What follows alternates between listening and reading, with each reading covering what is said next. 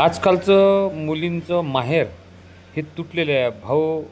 त्याची भावजई त्या मुलींची आणि तो तिरकसपणा त्यांच्यातले वाद यामुळे माहेर आज विसरल्यासारखं आहे.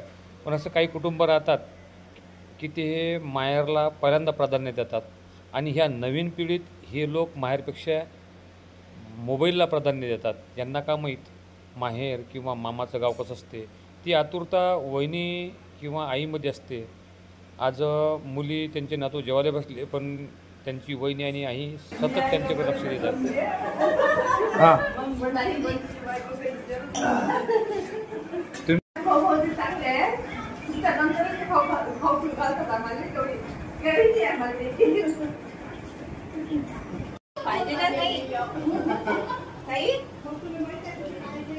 क्वचित कुटुंब आहेत ते अजूनही असं सुख उपभोग करत आहेत. त्यापैकी हे एक कुटुंब